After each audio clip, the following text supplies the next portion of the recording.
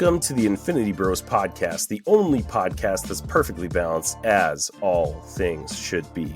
My name is Isaac Edlin. I'm your host tonight, and I have two Infinity Bros with me. Number one, it is the number one Infinity Bro in your hearts. It's Mark Jones. Me? I'm the number one in the hearts. That's what I've heard. I've heard whispers from people. I'm back, say baby. That Mark Jones is the best Infinity Bro, so... That's schizophrenia, and you should get it checked out. You're probably right. And that other Infinity Bro that just accused me of being schizophrenic is Jarret Curtis. Hi, I'm not Robbie. Thank God. I mean, in all fairness, Jarret could be the voice in all of our heads, telling us we're that's what it is. That's true. I would rather have Jarrett's voice in my head telling me what to do than anybody else's in the Infinity Bros. So I appreciate that. I feel like you would guide me better than most of the other guys. Just you wouldn't do things to say things to me on purpose to make me do bad things. I would just inadvertently lead you into a crippling caffeine addiction at inappropriate times of the evening, but other than that, you're safe. You basically have that. So that's very that's insightful. Not that big a deal. Isaac's like, Jarret won't make me do bad things, but Robbie, Zane, and Mark will. Robbie, Zane, and Mark, they're definitely going to be leading me down a bad path. So. Anyways, we have a lot to talk about today. Welcome to the Infinity Bros podcast. You can check out theinfinitybros.com for all of your Infinity Bros needs and all of our links. You can check us out on social media or join our Discord to get in on the Infinity Bros universe. Boys, we have a lot to talk about today. Stuff that I haven't prepared you for is some nerd news that we're going to go over first. But then we're going to do a review of X-Men because we've got our X-pert Jarret on here. Wow. See what I did there? Oh, Lord help me. Jarret is our X-Men guy on the Infinity Bros, so glad that he was finally able to join us on an episode of the Infinity Bros podcast. Dude. To review X-Men 97 with us, which was a phenomenal show. Holy crap. I think that blew everybody's socks off, Lady Gaga style. Correct, Mark? Yes. Everybody was really excited for it, but I don't think we were ready for the level of awesomeness that we I didn't think it was going to go that hard. I was like, it's going to try to mimic the show from the 90s. And then they're like, nah, fam, hold this. I'm buckle down. Put 2 pairs of socks on. Buckle up. Don't get wet. So hold on to listen to our review on X-Men 97. But first, we're going to talk about some nerd news. Hey, Zane, I was looking into getting into this Gunpla thing. There's one called the Unicorn Banshee. What the heck is that all about? Actually, Jarret, what you're thinking of is RX-0 Unicorn Gundam 2 Banshee, which is from the Mobile Suit Gundam. Actually, you know what? It's time for nerd news. All right, boys. There's been some big things happening in nerd news since we last spoke, especially you guys. But I have some nerd news specifically for you. The Boys is coming out on June 13th this year, season 4. And we got confirmation that they are going to be coming back for a 5th season, according to the Hollywood Reporter about a week ago now. So apparently people think that this season is pretty dang good. Mark, what do you think of The Boys, and what do you think of it being renewed for a 5th season, even before the 4th season premieres? You know, I've kind of come into the camp of, I wish they didn't tell us they had it renewed already, because then to us it's like, well, you're not going to kill off certain characters, or I couldn't imagine you would, because then the next season's going to be kind of trash, in my opinion. But it's Amazon. They know its popularity. They know it's going to bring viewers in, so it's a moneymaker. So I've also heard that the new season's going to be, it's also set up to be some of the most... They're going to have some great stories to insert there and kind of cap off some of the stuff that's been ongoing the last 3 seasons, so I'm all in. Right. I think they did a really good job of ending season 3 with a bang, but at the same time still having a lot of story to tell. So season 4, is set up to be, and plus with Gen V, which we got last fall, apparently this season of The Boys picks up where Gen V left off. And a lot of those Gen V characters are probably going to become main characters in the season. So I think there's going to be some pretty hardcore storytelling, and our usual The Boys shenanigans with blood and guts and gore and violence everywhere. Yeah, I think it's going to be great.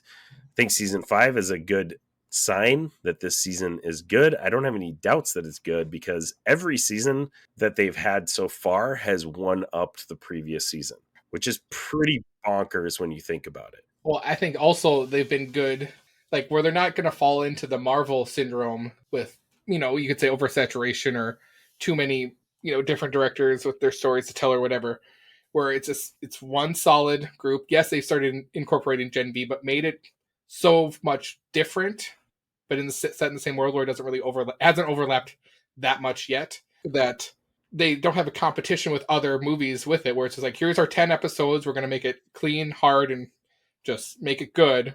And I think they've just proven that that's a successful formula to produce TV shows like this. Good news for The Boys fans for sure. And picking up from Gen V where that left off, it'll be interesting. It'll be fun. And some people say Gen V's better than the first 3 seasons of The Boys. That's been Some said. people have said that. Yes, you are correct. Are you one of those people? Because you said that very cryptically. No. My beautiful wife Kelly said that. So, Oh, okay. Gotta trust her. There we go. There it Yeah. is. Okay. June 13th, season 4 of The Boys drops. It will be a good one. Next up for nerd news, Jarret, this one is more for you.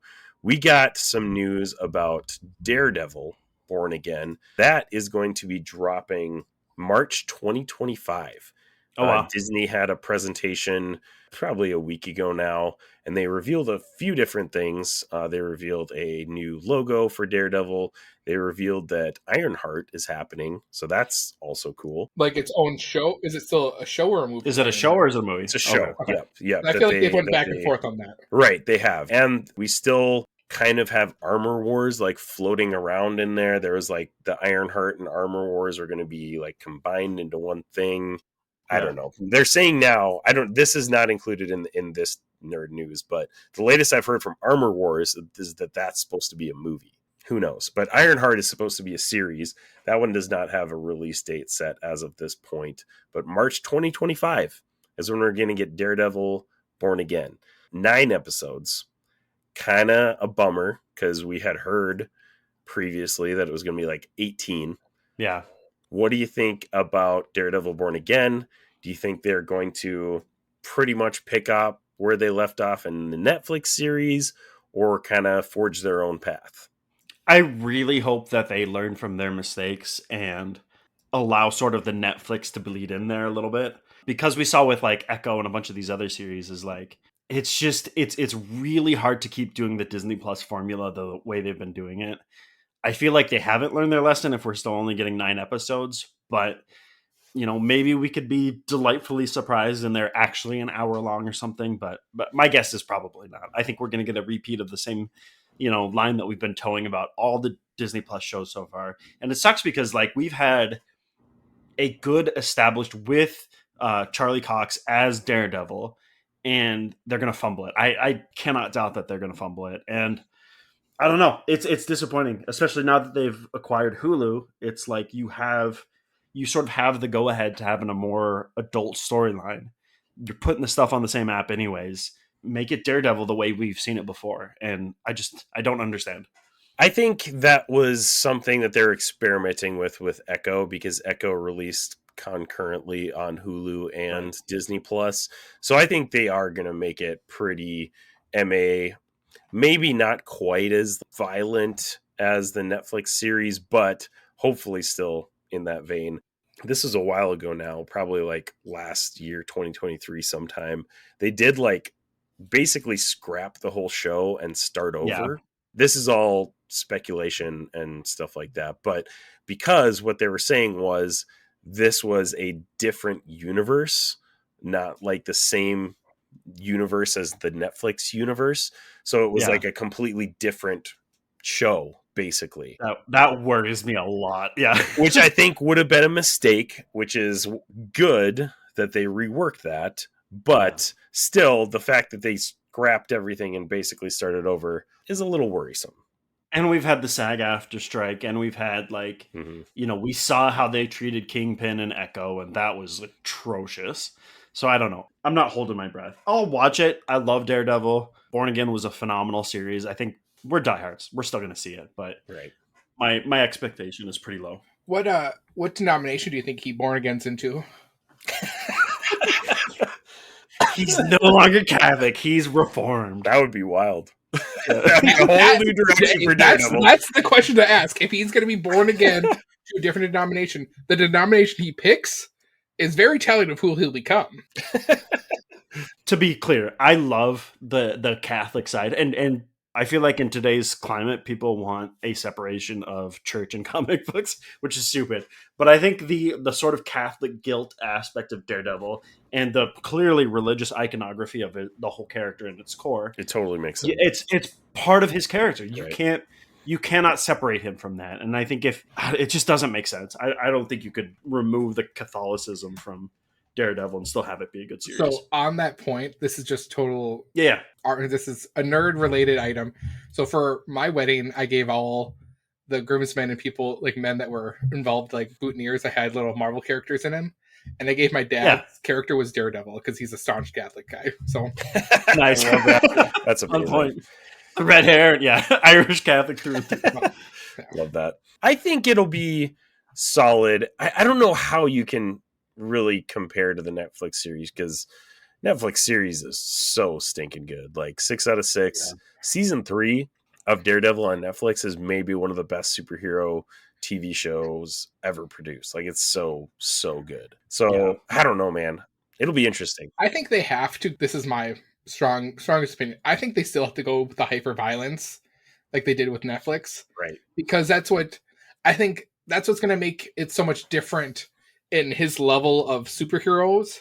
He's not a Thor. He's street level. So you got to be super violent to deal with some of the people he's going to be dealing with. So like, that's where I think that if they keep that mold, I think that's what truly is going to separate Daredevil from like the other Disney Plus shows. And honestly, the tone of Echo was good. Like I think the violent tone that we got in Echo was solid. So if they can match or exceed that, I think they'd be all right. I still have a hard time seeing it live up to Netflix Daredevil. And they have all the OG cast members back too. We got Charlie Cox and I don't have the actors' names on hand, but the guy playing Foggy Nelson and Karen Page are all back. Deborah Ann We've heard rumors about John Bernthal coming back as Punisher for Born Again as well. So who knows? But I think it'll still be solid. The question is, how solid is it going to be? It's hard because like you look at like Spider-Man, and Spider-Man is the friendly neighborhood Spider-Man, and his stuff is like, even he has to deal with severe trauma. I mean, like look at No Way Home was phenomenal, and they actually did that well. You know what I mean? Like you felt it. And you look at Daredevil, and his whole thing is like one of the main stories we know with Karen is like severe drug addiction, and Daredevil has to deal with the new Jed McKay stuff is all about like, who am I when I murder somebody? You know what I mean? Like, and if you don't dig into this like deep, darker side of Daredevil, what is there? Like you're making such a sanitized version of a very deep and complex character, and it just doesn't work for me. Right. And that's going back to what you were saying, where like his Catholic faith is such like rooted in who he is as a person, and who he is as a superhero, right? That gives him so much human conjecture, if that's a right term, or I'm just expounding on. No, I'm with you. I'm with you. It's just like that. That's why it's like, you really shouldn't take that aspect out of the character because that is so integral. Can't even say the word. Into him as a human being. So it's like Batman without the alley, right? If you have Batman and you never mention Crime Alley, you never deal with the trauma of losing his parents and another Catholic superhero. Yeah. What are you doing? Yeah, I'm with you, Mark. One other thing that I wanted to mention about this Disney presentation that, Mark, I think you probably have special interest in is Agatha All Along. They finally revealed Is that the new title? That's the new title. They've been playing us the whole time with like 7 different titles of Agatha. Agatha Harkness, Coven of Chaos, what are some of the other ones that they've had? Like all these other ones. And then they finally revealed at the presentation that it is Agatha All Along is the After title they of the changed show. the Captain America New World Order movie to something else, Brave New World, I was just like, whatever, bro. You lost me. You had me it all in on New World Order, and then you changed it. So STFU. But this one actually is kind of clever and funny. I wonder if they like changed it twice and then they were like, you know what? Let's just do this. Let's just change this every once in a while until we actually get to the all I hope final. is the showrunners and people writing this actually read source material, so we're not going to get like, oh, we didn't read any stuff about Scarlet Witch. This is just coincidence that some of this stuff happened. Yeah, and that's dropping this fall. Like that's coming. Yeah, that's coming up. Yeah, we're gonna see another Disney Plus show. Is it for sure we're following the Bob Iger like 3 movies, 2 shows a year? You know, that's what they said. But I mean, at this point, yeah, I guess this year we only have Deadpool and Wolverine, MCU wise, and then Agatha all along. Is that an MCU movie? Yeah.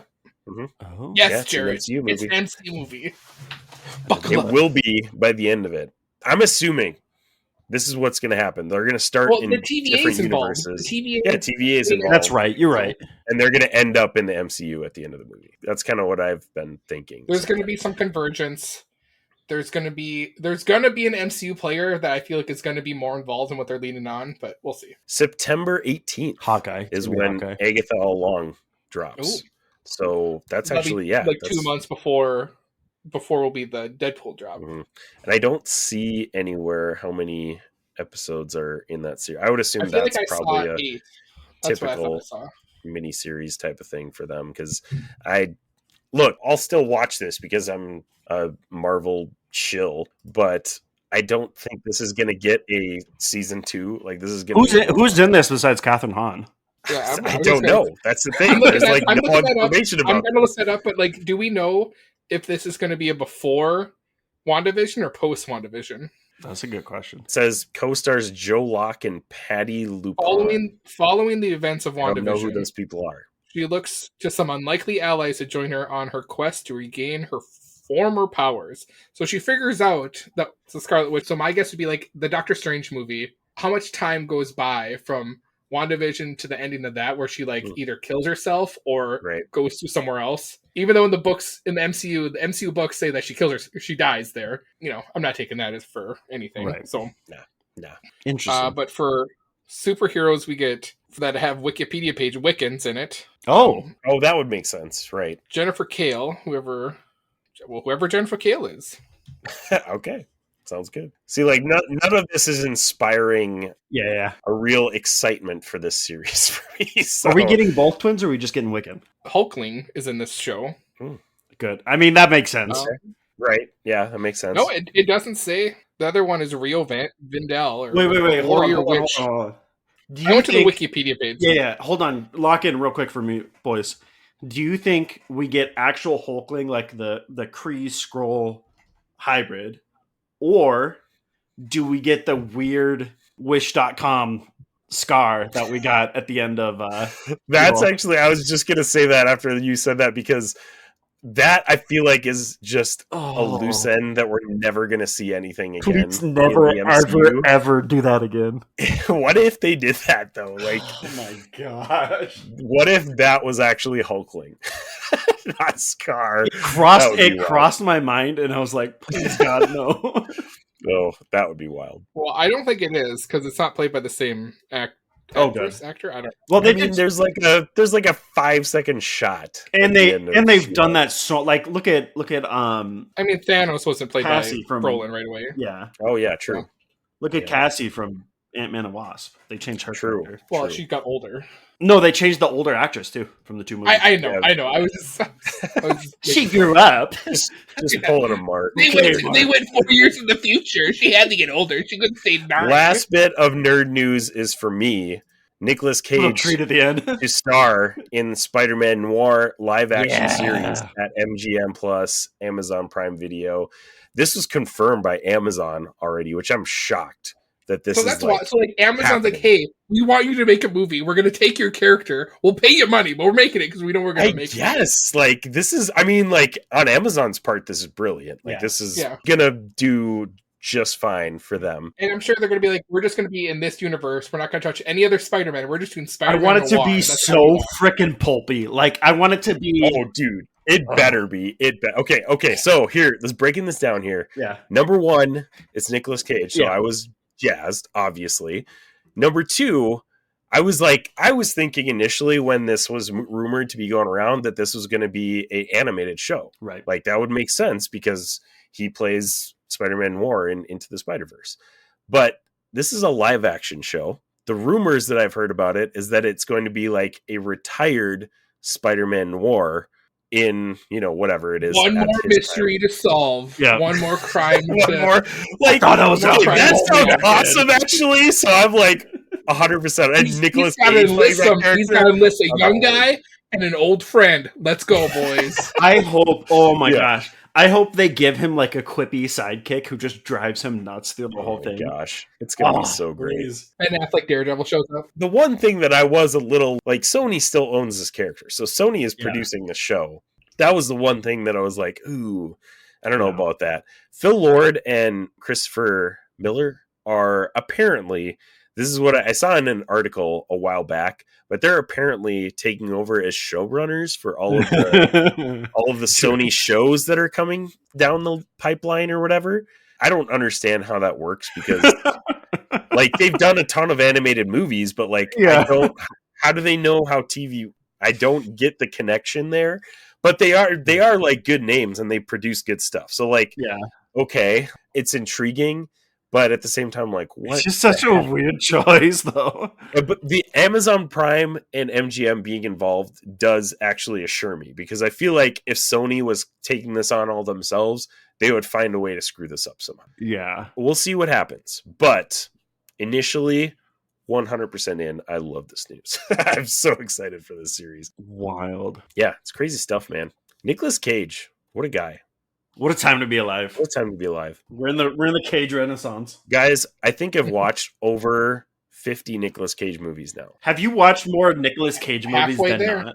Than not. I have not, Like, at what I have point not does that watched 50 scale? movies in my entire life, but I've watched 50 Nicolas Cage movies. I Do you feel have like a list of all his movies that you've checked off, so like you know which movies you haven't seen? I do. Or kept track of the ones you have seen? The only list I've been going off of is IMDb, but I've been rating, reviewing all of them on my Letterboxd profile. So if you really want to know what I think of Nicolas Cage movies, you can just check me out on Letterboxd. What's wild is when we okay, so to go a little off topic here, but on topic, to go into the weeds, I guess would be the better term. So when Isaac proposed to us, like who or someone in the group chat proposed to us. Isaac didn't propose to me. Well, this not yet. Yeah, who's like the modern day Nicolas Cage, and really there isn't anybody. You can find a bunch He's of the good modern day characters. Nicolas Well, Cage. I mean, like, oh my bad, it wasn't the modern day. It was our generation's Nicolas Cage. That's what I think the question was. Yeah. I remember that conversation. And we really can't do that because a lot of like younger guys who are actors aren't like doing what Nicolas Cage does and just does a bunch of movies. Like every movie. Says yes to every movie. The past 10 years, he has come out with an average of like 6 movies per year, which is insane. That's a Gen X boomer generation type of work ethic. Right. Where you're not going to see that in the millennial and Gen Z work ethic, where they're like, no, I'm going to focus on maybe 3 movies in a span of 3 years. And that's it. Right. Where like Nicolas Cage is like, here's my yearly schedule. Just fill it up. You get a movie, they pay me $20,000, whatever. I'm there for a week. Book it. Like that's literally like it seems like his mentality. It'll be crazy to see. I'm excited because Nicolas Cage playing an aged detective is like exactly what I want to see. He has Spider-Man powers. And Spider-Man, Spider-Man in there. Yeah, I'm all in. Yeah, that's it. You know who's been in almost as many movies as Nicolas Cage? Who? Danny Trejo. Oh, he's been in more. That dude does not say more, dude. Okay, that dude does not say no. Julia Roberts' brother. He's been in more. Yeah, he's like in the most. He's been in like 100. When I went down this deep hole, that's where I saw dude. What's his name? Something Roberts. Yeah, he's in Eric Roberts. I think. He's in one of the. He's one of the mob bosses in the Batman movies. That's what I like recognize. He's been in like 400 plus movies. But he's just like, he's like an extra in every movie that he can get in, apparently. Well, it's not, it's like the character actor where it's just like, hey, and some of these movies must pay, like, a low-level movie, I bet pays pretty decent if you're there for a week. I'm sure. Right, absolutely. Yeah, I know. When I looked that up initially, when I started this journey, Nicolas Cage is like actually 8 or 9 on the list of like most credits, which I thought was wild because Well, there's a lot of like pre-1950s actors on that list, right? So yeah, like, right. so, like, I Anthony feel like Hopkins also yeah. has like 1,000. Yeah, that or makes something sense, like that. actually. Like he has a crap ton. I was trying to remember the number one guy. I didn't even know who it was, like because it was just somebody who had been in all the movies from 1950 on, basically. But yeah, it's a lot of people that are just extras, pretty much in movie. Oh, Samuel L. Jackson was on there. He was over Nick Cage. I'm trying to remember who. Danny Trejo. He said. One of Eric Roberts' top movie credits is a movie called Ape versus Monster, and it's literally just a Godzilla versus Kong ripoff. Dude, maybe And I it go on looks an Eric so Roberts good. journey next after I'm done with Nicolas Yeah. Cage. No, it He's in a would movie- take me like 15 years to finish that one. He's in a movie called Planet Dune, and it is a knockoff of Dune, and it has 2 stars on IMDb. And there's markets for that. There's money for that. Like that dude's probably still I making love this. Yeah. decent money doing that movie. Right. Well, and with stream, and obviously streaming like kind of throws a wrench into things too, but like you get some royalties for streaming movies too. Yeah. So like he's probably getting like 30-cent checks in the mail every day. This is phenomenal. This is my favorite thing. I'm on a journey, boys. That's Jarrett's new thing. He's an Jarrett's- Eric Roberts fan. We're blocking off. Attack of the Meth Gator. Oh my gosh. Oh my god. Stop the podcast. I have to go. We gotta do a watch along. All right. Thanks everybody for joining us. Jarret is now leaving. Yeah, it's been phenomenal. Bye.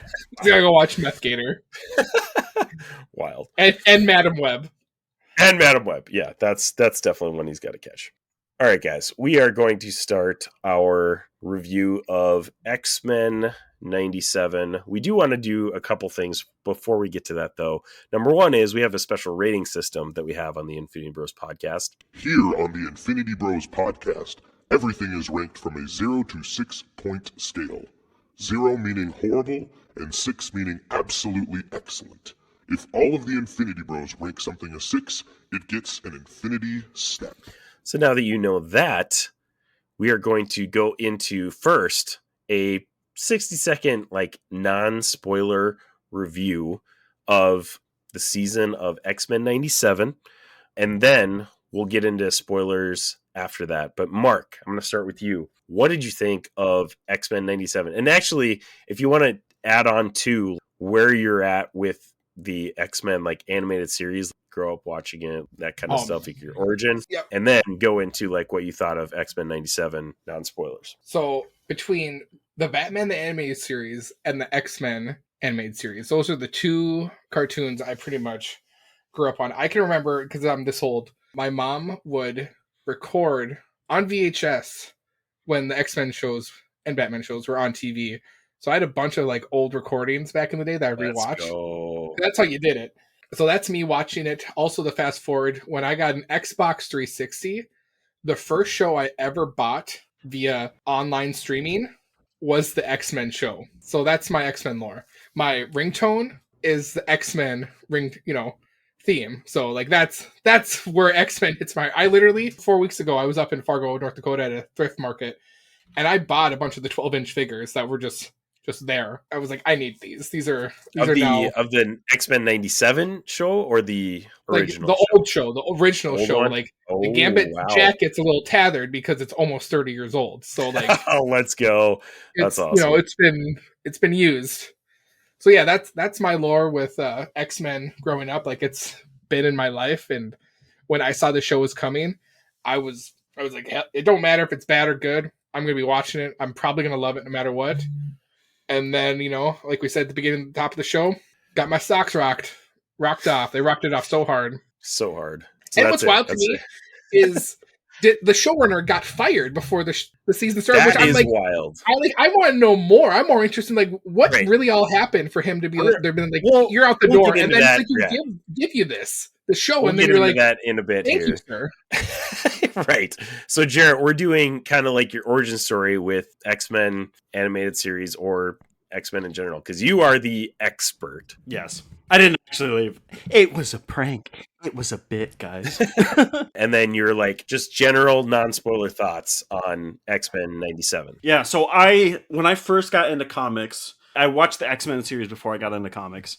and I was a huge X-Men fan. All of my first toys, I had a figure of Colossus. I had an action figure of Colossus that like is still floating around my house somewhere. It's here. He's missing part of his hands because one of my dogs chewed his hands off, but otherwise mint condition.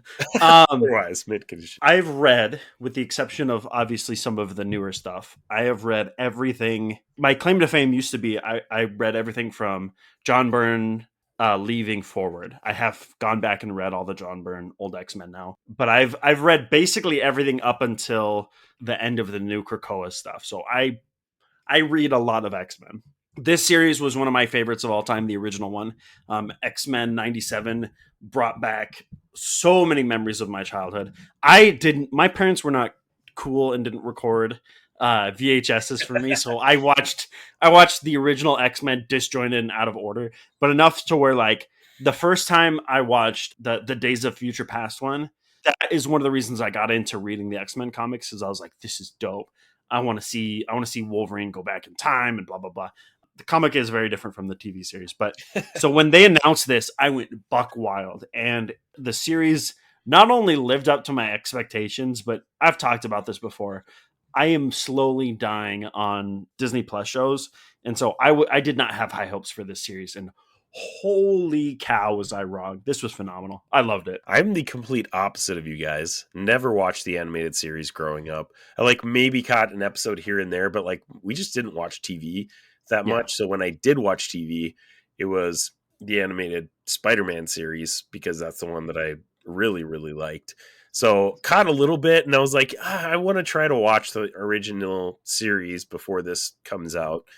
Watch the first season, and it is dated. I'm sorry if that offends some people, but I had a hard time getting through the first season. So I was like, you know what?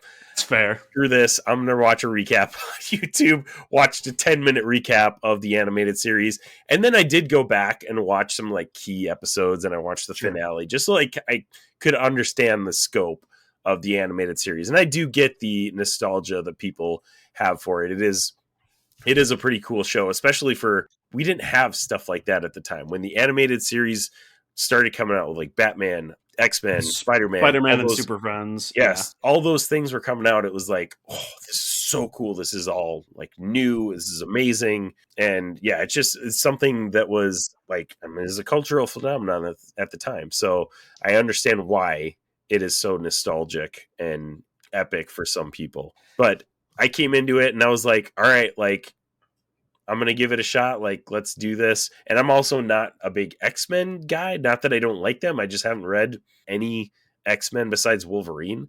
So I know nothing about them. But this show blew me away.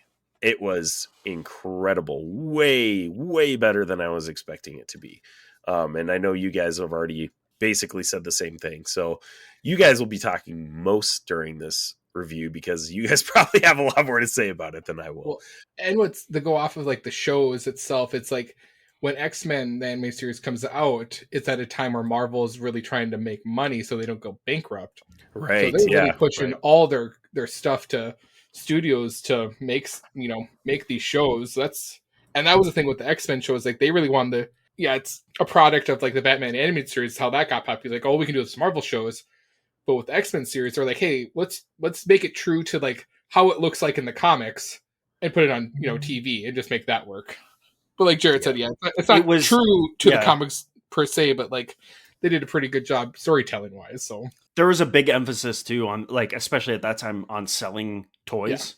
And so you can tell like there's a lot of characters that they'll switch their roles around. Like Wolverine gets put in everything. Colossus was supposed to be one of the original members, and he got replaced with this guy who looks a little bit better with toys. Yeah. and you got to be careful about putting like a prominent Russian character in the animated series during the 90s when we're in conflict in the Middle East. But geopolitics aside, that's why Cajun's safe to go. Yep. All right, guys, we're going to get into spoilers here. So this is your official spoiler warning. This is... Prepare yourself. An Infinity Bros. Prepare yourself. Spoiler. Warning. make sure to pause it here and come back to it after you finish the series. And you'll want to, because it is phenomenal. All right, guys, get into it. Okay, you mentioned, I want to talk about this first, just to get it out of the way, Mark.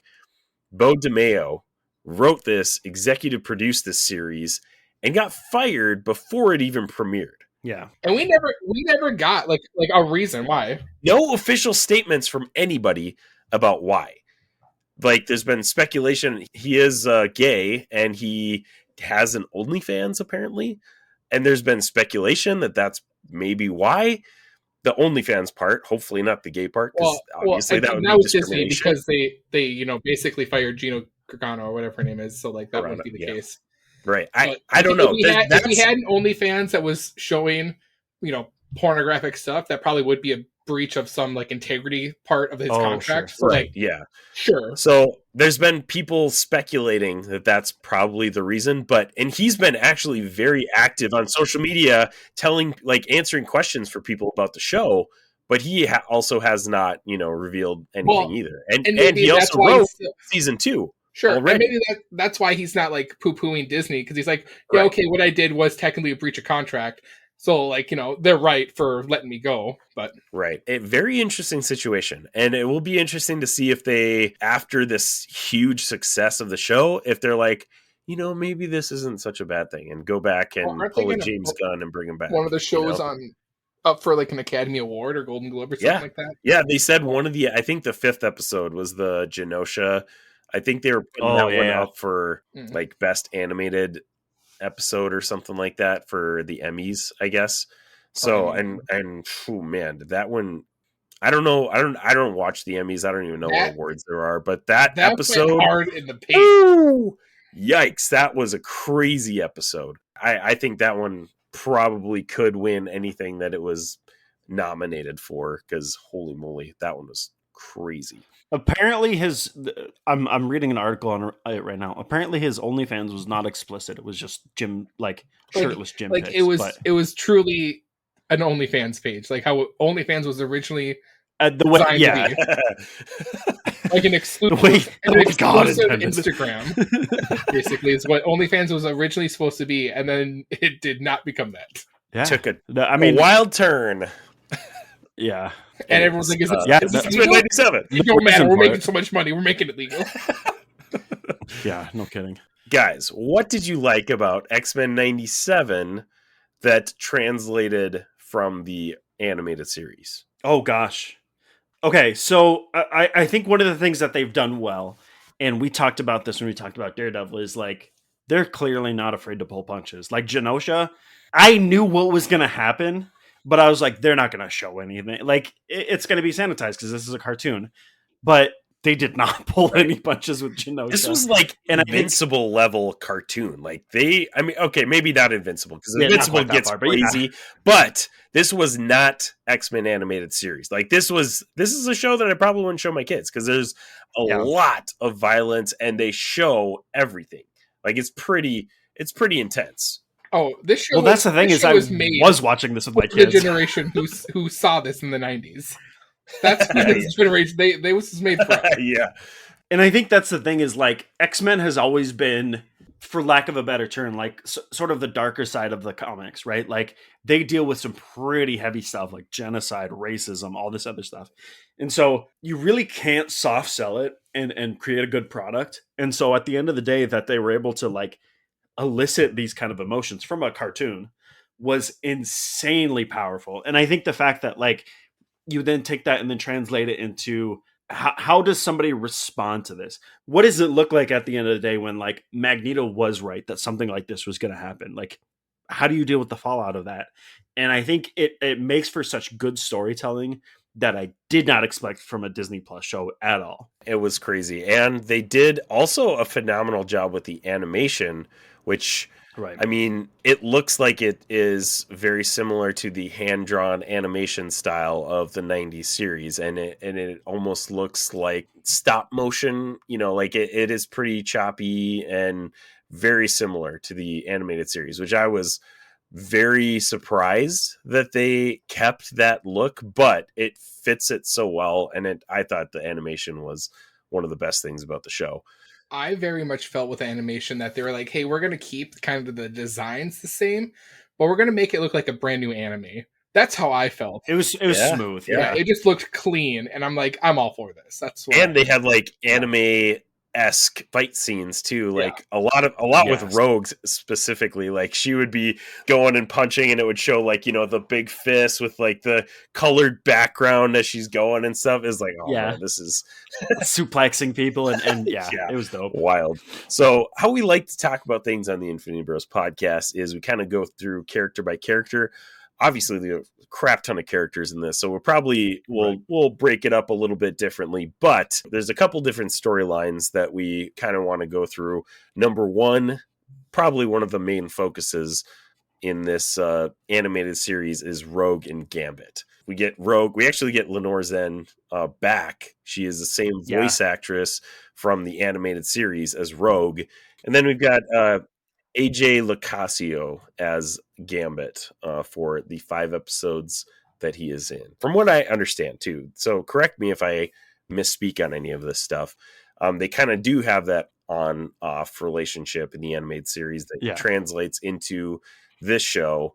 And then in that final Genosha episode, obviously, Gambit kills the main bad Sentinel dude that's tearing up Genosha, gets killed, and Rogue realizes like, oh man, I was a fool for not fully committing to this guy. And he was the one that was like, yeah, I'm ready to go all in. Like, just tell me when. And we get the Rogue Magneto kind of like relationship in this series that makes it very interesting. So a lot at play here, but what did you guys think of Rogue Gambit specifically? And if you want to speak to that little side relationship with Magneto, what did you guys think? Obviously, Gambit has kind of been like a weird Rogue simp. You know what I mean? Like, the weird on again, off again with those two. And there's a big thing with, you know, sort of his envy of Magneto. And like, that's a long running theme in the comics as well. They really play up sort of the age difference here in Magneto and Rogue to like Kinda an weird. uncomfortable level. Well, it's just the flashback too, like where it's just like, oh, Yeah. you've been like pining for, you've been grooming her, maybe. I don't know. Yeah, right. It feels very groomy. Big P Diddy like Drake feels going on here right now. Oh no! And yeah, that was weird. But Rogue was pretty BA. I thought his sacrifice was super cool, and like he's always been that kind of hero that like pretends to be aloof and not care as much, and then at the end of the day, like he's always been able to put like pedal to the metal and money where his mouth is. And so his sacrifice at the end of that episode, dude, that sold it for me. That was the moment where I was like, this could win awards. Like this, it was so good. Yeah, dude. Yeah, that episode specifically, I think best episode of the season because it is phenomenal. And by the end of the episode, I was literally standing in my living room watching this with like my mouth open wide. I was just like, wow, they went and did that because like I don't think they would have. And again, correct me if I'm wrong. I don't think they would have had the guts to do that episode in the animated series. Like it just probably not. It's just they killed off so many crazy characters. There's no way they would have done. Like that's where I like in our day and age of like pop culture and movies and TV shows, writers now know, and I think producers now know that us as an audience can take that and understand that and not be like, why would you do that? Like I think back in the 90s, even early thousands, they just thought audiences were dumb and they just wouldn't get it and it would just ruin the whole thing.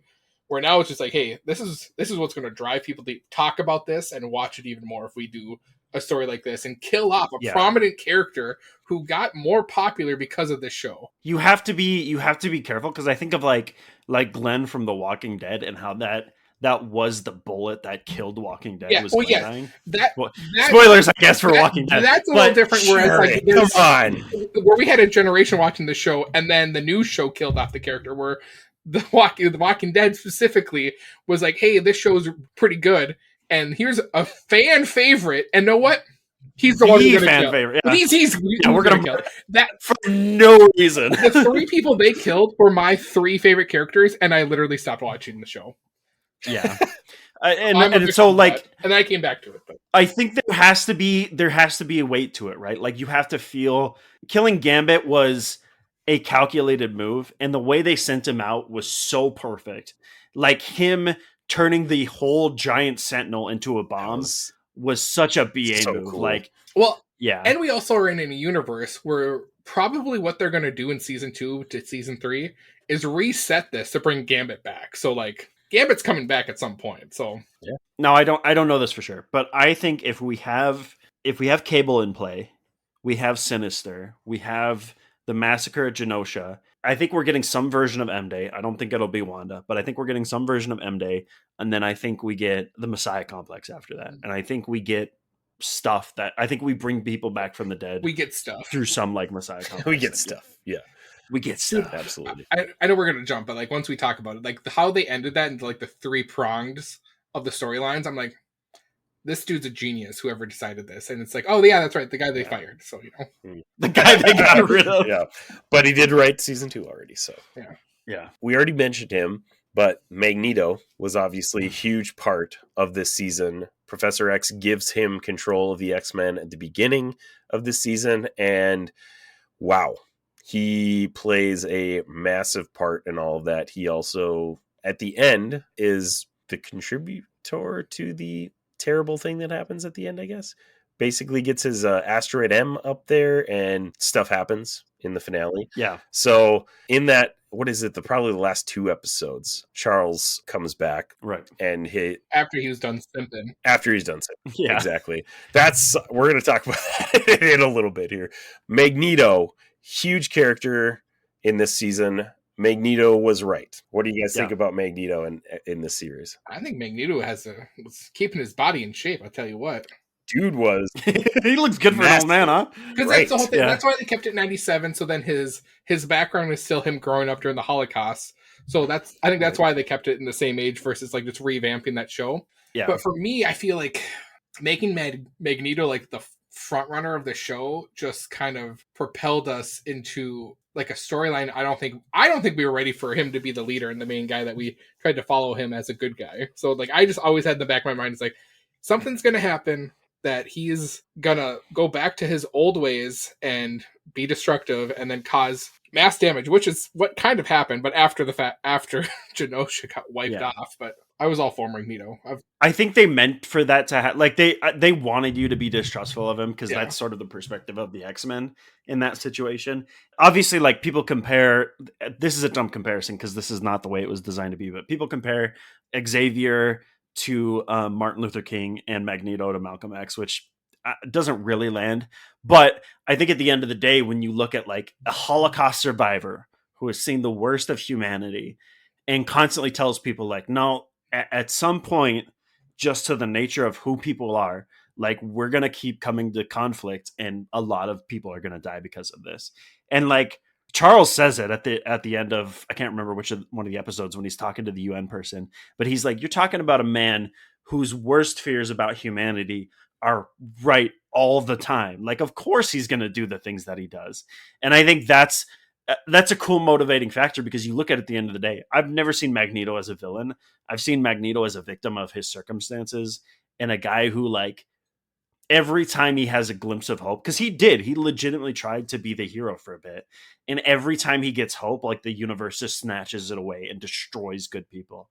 And so like, truthfully, in that situation, I wouldn't be a Professor Xavier. I'm too fragile. Like if I saw good people and people I cared about being hurt over and over again, even though like everybody's like, no, you got to take the high road, I wouldn't at a certain point, right? Like if you see your people genocided over and over again, you would become the villain.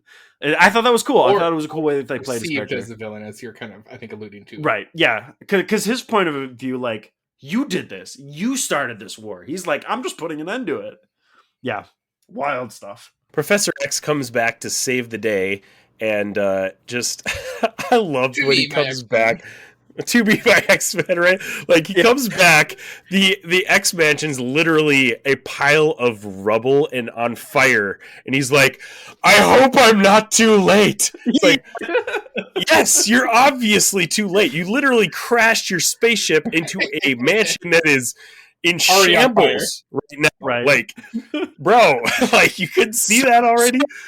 That was the funniest line. I love that it still kept some like cheesiness to it. Like I felt like it felt like a 90s animated show, but at the same time kind of like up the ante with the dialogue and stuff like that. But yeah, Professor X, honestly, I feel like he's my least favorite part of this season, because like the stuff on the other planet just is like, I do not care about this at all. Yeah. I remember in the finale, like he gets taken there basically because he will die if he does not go there. But like, what the heck was all that about? I don't get why that really had to be a part of this season. That's one of my big gripes about this is like, you could have briefly mentioned the Shi'ar. And I think the point of it was to say like how... Yeah, the show off Gladiator. That's why.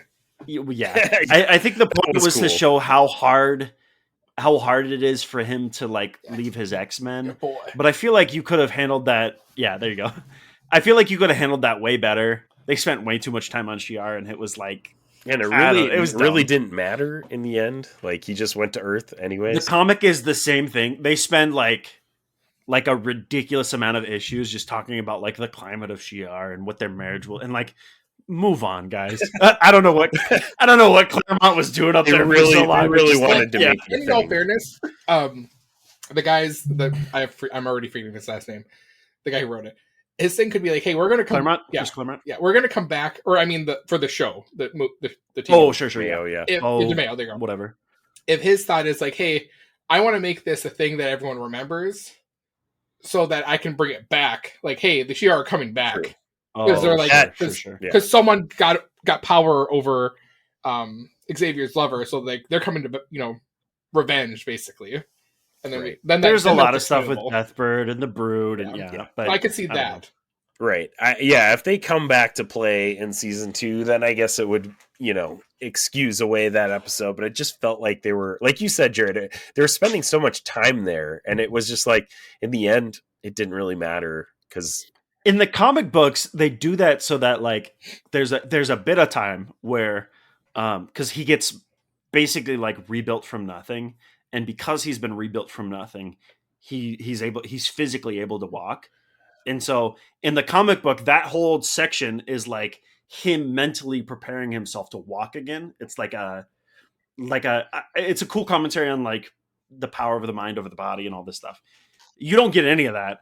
And I thought that's what they were building up to. I'm like, clearly they're spending so much time on this, and he gets his leg cut by Deathbird in that one episode. So I'm like, oh, they're going to show him walking without his power suit. No. They just like hype it up and then nothing. So yeah, I don't know. It didn't make much sense to me. Over on what are the odds we get in the next season, Apocalypse on the current timeline versus Gladiator fight? Does it happen? I don't. Oh, could you imagine? I would love that. That would be cool. That'd be sick. Yeah, we'll get to that in a bit here, but we got a few other characters that I do want to mention. Most of the other ones, those are kind of the big ones. Cyclops and Jean Grey. Those are the other ones that are like the big storyline that like we want to talk about. All the other ones, like obviously it's like X-Men. So like they had a lot of, part of the team and stuff like that. But Cyclops, Jean Grey, Cyclops got respect put on his name with this show, because I feel like a lot of people are Scott Summers haters, truthfully me included. Don't like that guy very much at all, but holy crap, like they made Cyclops cool in this series. Yeah. He had a lot of really cool fight moments in this one. And you're a Scott Summers lover, is what I'm hearing? His weird thing with Madeline, and then him constantly cheating on Jean Grey with Emma, which hasn't happened in this yet, but like probably will it next will. Season.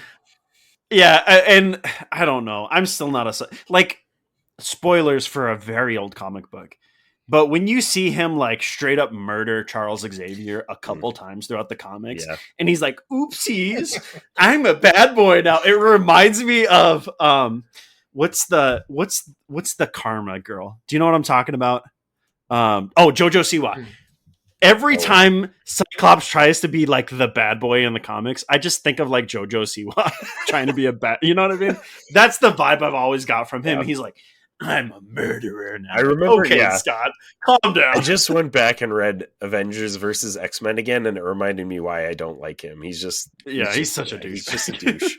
But yeah, I thought he was cool in this series. He was kind of cool in this, And I will say though, the Madeline thing was the one part that gets me is he's literally sitting next to Jean on the couch or on the bed or something, and he's communicating with Madeline while sitting right next to Jean. Right? Like, bro, like you get why she's not gonna like that, right? And also Jean is Jean Grey. Like she's a telepath. She's gonna know.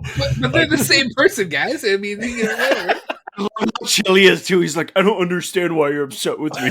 Like, come on, dude. Yeah, got a little sketchy in there for a bit, but like at the end of the day, it is a really confusing situation for him. So like, I think Jean probably should have had us. I mean, she has every right to be pissed. Don't get me wrong, but at the same time, like, I mean, he says multiple times, like, she's the mother of my child. Like, even though I thought she was you at the time, she's my baby mama. Of my child. It's Sinister's fault. It's Sinister's fault. I mean, yeah. I mean, technically, yeah, but like, dude's not helping his cause any. No. The other kind of maybe more minor relationship that I did want to mention is Roberto DaCosta and Jubilee. That was cool. Yeah, that was kind of cool. We finally get Sunspot appearing. Jubilee, I mean, she's obviously a major part of the animated series, but she comes back and is she got to show off her powers, which was cool. Again, haven't read any comics, so I don't know how powerful she is in the comics. I always thought she was kind of a weird character. I was like, she just shoots fireworks on her hands? Like, what? Well, they even like, make a joke in the last episode where it's like, "What are you gonna shoot fireworks in my face?" And she's like, "Yeah." And then she literally did and melted half his face off. Yeah, exactly. That's what I was like. Okay, that was cool. So she did get a couple moments to shine, but then they had that one episode where they kind of like were getting to know each other, and then they went what was it, Mojo World or whatever? The Mojo Motendo, yeah, that's what it was. Yeah, that was kind of seeing old woman Jubilee was very cool. I really liked that episode. Yeah, that was awesome. I'm a big New Mutants fan too, so seeing like Roberto and some of the nods to like Warlock, and we saw Magic at a couple points. I think Morph turns into Magic or something. Well, that was it was cool. There's a theory like they go off of the New Mutants that in the modern timeline is going to be formed with like Forge, Bishop, and the New Mutants to create the new X-Men. Okay, yeah. So that's what I've heard as a theory. So we'll see. Another person that got a special time to shine was Storm. The original voice actor came back for her as well, and she got her own arc basically with life death. So she loses her powers and eventually basically has to earn them back. I don't know. Like that was one thing that I've never read the Life Dead comics. So the Thunderbird had to give her power back, basically. Okay, that's not the Thunderbird. Jared understood that one. Oh, stop it! I love this because I like Life Death. Forge has always been one of my favorites. He's a Montanan, which we love. Nice. Yeah, he's Northern Cheyenne, so he's right in my neck of the woods. I thought it was cool. I think the comic does a better job of explaining like her emotional journey and what it means for her to like be human and weak again. Her backstory is really cool. Her growing up as like an orphan thief in Cairo and like what it meant to survive in like a really hostile environment and what that means for her after losing her powers. It didn't really do it justice in the show. Like it was a cool nod to the comics, but I think that was another one where it could have been maybe shortened and it would have still had the same impact. The guilt that Forge feels justifiably trying to shut down what he believes to be a terrorist and end up hitting a friend. I think there's like themes running through that would have been interesting, but I just feel like it maybe didn't land the plane the way it should have, but I still thought it was cool. I love that comic. So, and when she comes back with her powers, that's a sweet scene. That's a hardcore moment. Like, that was really cool. Yeah, she definitely got a chance to show off. That one does. You mentioned it, Mark, but I feel like that one did feel super anime. That fight scene with her, and like her, that was cool. She definitely got a chance to shine. And then the other one that I wanted to talk about, though, was definitely more minor, but played a bigger part in this season than the animated series was Morph. So in the animated series, he kind of does he technically get killed off in the first episode? It's like he gets, as we see it as audience, he gets killed off. Right. But then he not. ends up, working for Sinister, like being manipulated by Sinister and stuff like that. He comes back as a full member of the X-Men, which he was beforehand, and in the show capacity for sure. But he comes back and he's just so fun to watch because he can, take the appearance of.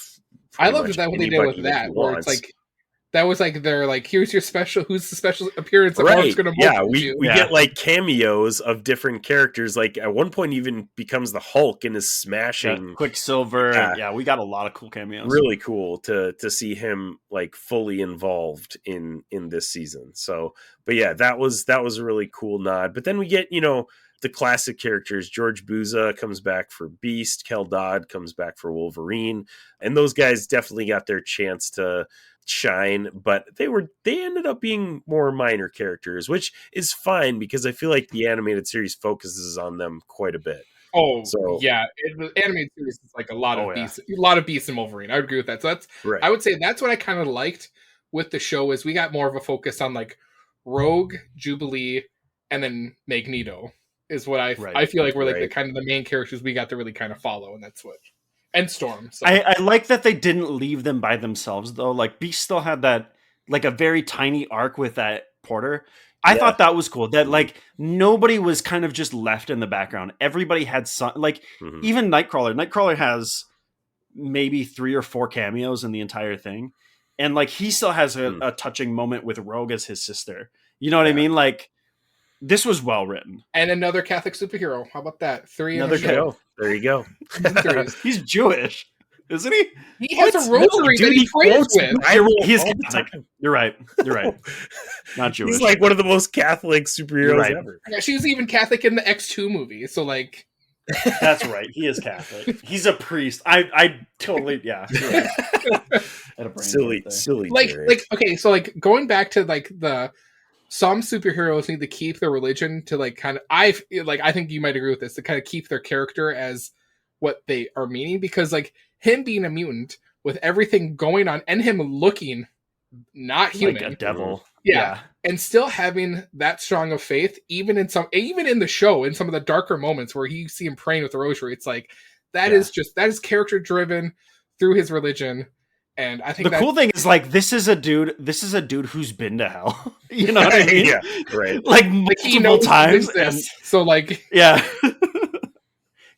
right. That's cool.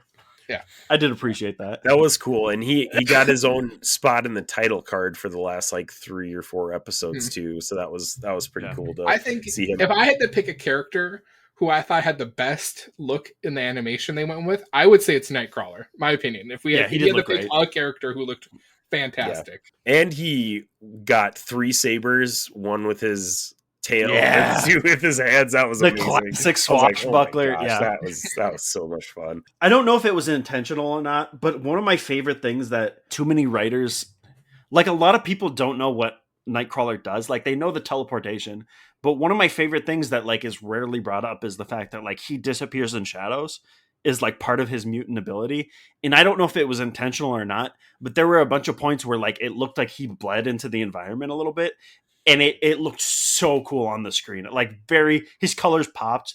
And then with the black contrasting it, I thought it looked so cool. That is cool. And we got that one scene where it literally, the camera followed Nightcrawler, and I think it was a Sentinel and Wolverine through his BAMF, and that was so cool because it went from like focusing on Nightcrawler then to the guy in the middle, which was like the Sentinel or the bag. I don't remember who it was. Yeah, and then to Wolverine at the end. It was just like, oh my gosh, that was so. They did some really fun things with the animation and the fight scenes in this one for sure. Yeah, that was dope. Yeah, and then we got like a ton of cameos too.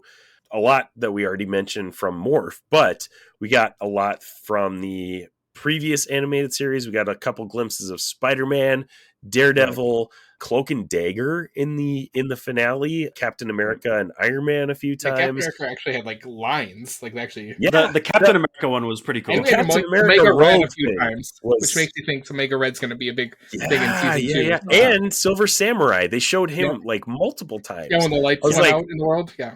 Yeah, I was like, okay, this is really cool how they're like showing what is happening around the world at the same time as, Right. you know, like the big fight thing is happening on Asteroid M. So that was pretty cool. Seeing all those characters, and like you said, that they potentially could be, you know, brought in down Do you the think road. they're going to bring more of those characters in season 2? Because I think that would be a really nice touch, is if they didn't just rely on just the mutant aspects of the apocalypse world, where now it's like, hey, Steve Rogers is going to come help out, Silver Samurai is going to come help out, maybe Omega Red's going to be on the good guy side, because like he's like, I don't like what Apocalypse is doing, but then we're also going to get Apocalypse's new 4 horsemen, so that'll be interesting to see who they turn out to be, unless they become the 4 horsemen that we saw in the past. So, you know, we'll see. So that was something that I was curious on, because there was an Apocalypse arc in the animated series, There and was. there were horsemen Yeah, in that one, right? So like, because Angel looks, when we I think we see Angel in the show, or unless it's Morph that becomes Angel, where he's Death Angel, basically. I think we it was see- Morph. Yeah, I think it was we see Morph. Morph. If Angel exists in the current timeline, he's Death Angel because Apocalypse already happened, so, or had his Right. appearance during the timeline. So whether or not this is a new Apocalypse or old Apocalypse is back, I don't know. Warren kind of fights back and forth with that, and so we could get either version of him. Yeah. But I'd like to see a new 4 horsemen. I think that'd be cool. I don't think this will happen, but I'd like to see, like, I don't think they'll pull in the Avengers and some of those other ones, but it would be cool to see like Avengerized 4 horsemen. You know what I mean? You can Like, get away if we with got that some of those too, guys. because it's not like, hey, these aren't like your Iron Man, but this is Apocalypse's Iron Man. I want to see like Punisher as Death. You know what I mean? And like stuff like that. That'd be sweet. Yeah, I think that would be cool. We get the the finale, and we've already kind of been mentioning it, but basically they get split into 2 different teams. One team gets sent back to 3000 BC, I think it was, Yep. and they meet up with Apocalypse back then.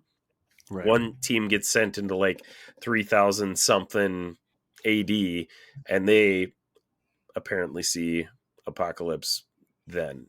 No, did they see Apocalypse? No, I was thinking of the timeline when he gets that we see the hand and the Gambit card in the hand. So like Apocalypse shows up in the present time, Right. Yep. and then they Well, see Nate Summers as a child. That's who they see in the future. Mhm. So a lot of crazy stuff happens in that like 5-minute span. What do you guys think is in store for season 2? I think we're going to get, obviously you mentioned it, I think we're going to get more Apocalypse stuff. I think we're going to get more future stuff. This might be wishful thinking. I hope we get some version of, that's ironic. I hope we get some version of like Mutant Messiah and like the Cable and Bishop story of them turning from like kind of allies to like arch enemies and then maybe back again. And I think setting up Apocalypse and Sinister as like the major evil forces of season 2 would be phenomenal. I would really love to see that. Well, and to go off of that, because we didn't mention this, when there's what was the main villain's or the one that created all the human sentinels? Bastion. Bastion.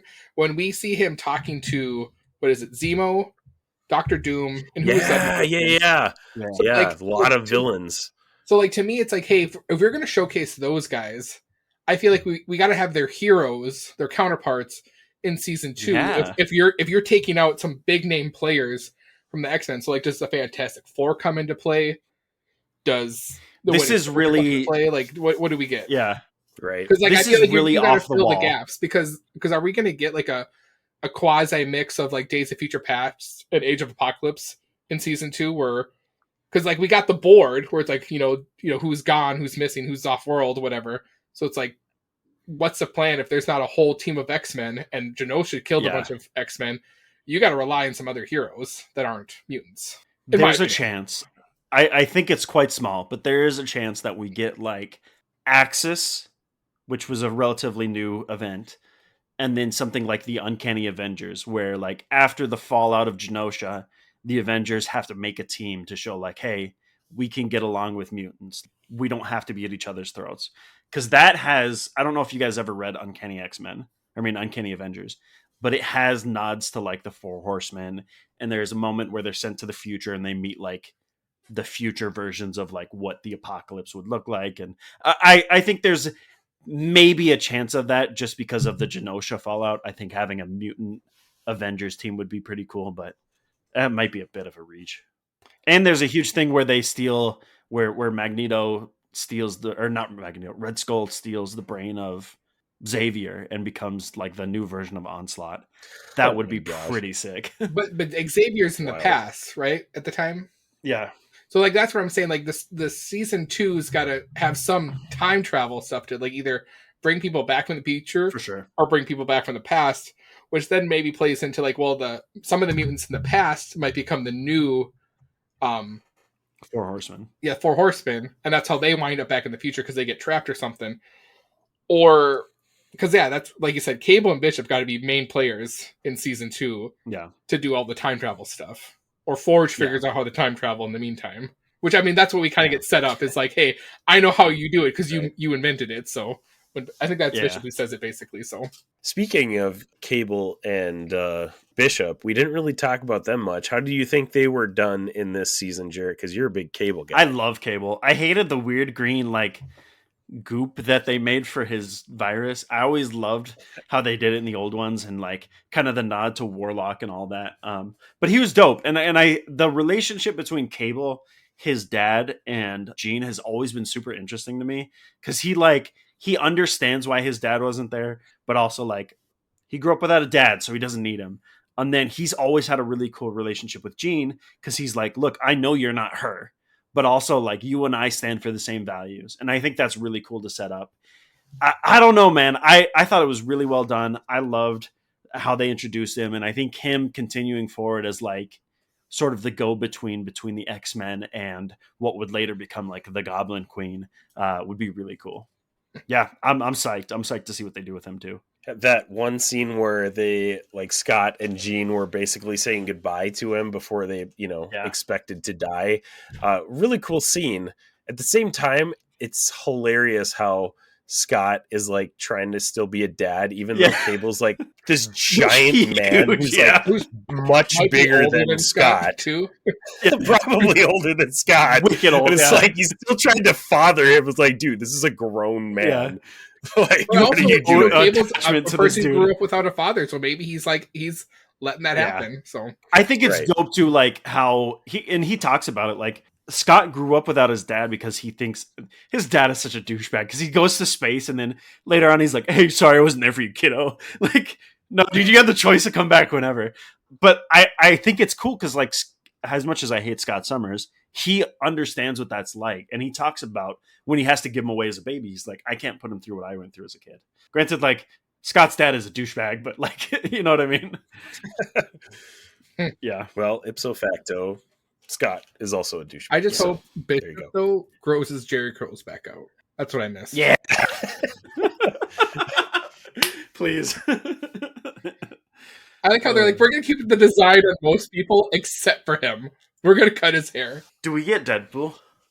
Well, I heard Deadpool's off limits for this show. Maybe. Is he? Oh, I guess he would be, huh? Yeah. Yeah, you're probably right. And that's why we got. I mean, they had. How can they do Cable though? Everybody though. How they can do what? How can they do Cable? Because isn't that owned by Fox too? Well, Disney owns. How does Fox that work? now. Disney owns Fox. I'm sure. I think Deadpool's off limits because he's in the movie. Like that's where that aspect is, and that's why Spider-Man doesn't have lines. So like legally, they can show Spider-Man for under 20 seconds if he doesn't have lines. Just like, but who owns Cable? Disney does. Disney. Does he? Yeah. Because Disney bought they bought all the Fox properties. Disney bought Fox, yeah. So they have all the Fox properties. That's confusing. I think we could still see Deadpool. This Spider-Man aspect is interesting with all the crap that Sony literally. has. Sony can just be like, "All right, just give us some schmeckles and we'll make this work." Like literally, that's all it takes. Give us some schmeckles. Yeah. Gosh, if they make a Spider-Man 98.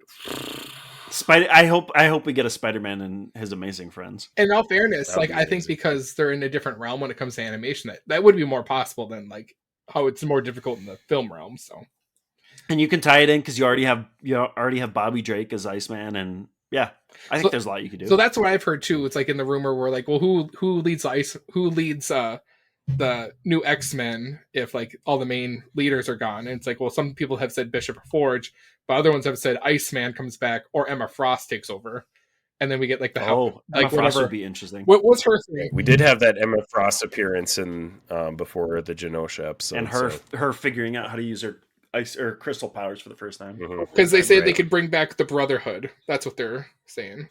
Oh, and then this is the lineup for what they thought.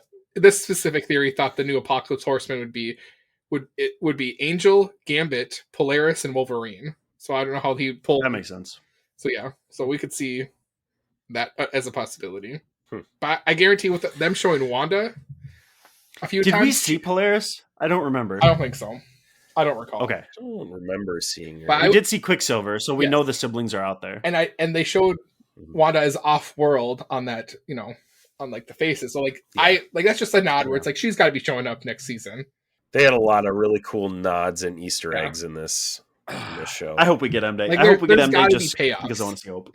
Yeah. We'll see what happens season 2. And we'll see what happens if Disney chooses to bring back Beau DeMayo, because this show was a massive hit.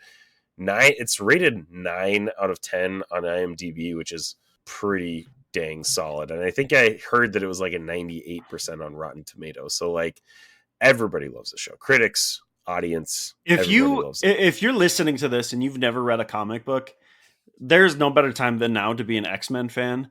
The Krakoa arc and all the like House of X, Powers of X requires a little bit of background, but honestly not too much.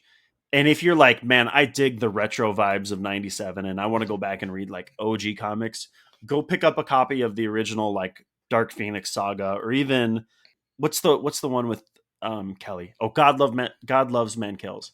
Pick up that arc because it's phenomenal. And what's great about all those is they're all in the why am I blanking? Like where it's all the issues Unlimited. The collected editions. Yeah, there you go. Like most of them are in that. So like you don't even have to go buy them individually. You can most likely buy the whole series or the whole run in for like $20. So yeah. When I was at Barnes and Noble, because I went to Barnes and Noble a couple weeks ago, they had God Loves Man Kills for like $20. Yeah, or less. Yeah. So we're in a world where that's very accessible if you want to go deep diving into that stuff. All right, guys. Moment of truth. What would you rate X-Men 97? Jarret? 7.5 out of 6. 6 out of 6. It's phenomenal. Mark? Just to be this guy, 6.11 out of 6. Oh, okay. I was like, if you say 3, I'm going to screech across the screen. No, I'm giving it a 6 as well, because holy crap, this show blew me away. Was not expecting the level of high tier television that we got. Dude, it was phenomenal. 6 out of 6. Infinity Snap from the Infinity Bros. Let's go. On X-Men 97. Big things happening here. Any other minor thoughts before we close out the show? We've been talking for a long time because this show is worth it. This show is worth talking about for sure. Not directly X-Men related, but I do want to talk about, just real quick before we close out, there is kind of a Fallout renaissance going on. And if you still haven't played these games or watched the show is really good. I wouldn't recommend it for everybody because it is like, I don't know. I feel like it is like a specific audience, but the games are phenomenal. Go check them out. I think if you're not on Patreon, we talked about that a bit before the show. Fallout is great. Just like try it out. They're pretty cheap right now. I think we're all back playing it because like I'm playing 4 again. Same. I'm playing 4 and 76 again. And it was like a month ago. Check out the Patreon for exclusive access to the Infinity Bros Patreon, unedited episodes, and a little bit extra. Definitely go check that out. All of this will be in the show notes. Mark and Jarret, thanks guys for joining me. It's been a blast tonight. Yeah, always my pleasure. Yep, always no. It's my pleasure. My pleasure. No. It's mine. No. It's my pleasure. Okay. Wherever you're listening, however you're listening, thank you so much for listening to the Infinity Bros podcast. We love you 3000. Have a great day. Bye. Thanks for tuning in to the Infinity Bros podcast. You can find the Infinity Bros on Facebook, Instagram, Twitter, TikTok, Twitch, and YouTube at the Infinity Bros. You can also check out our website at theinfinitybros.com for links, reviews, and sweet merch. Feel free to send listener feedback via social media or email at infinitybrospodcast@gmail.com.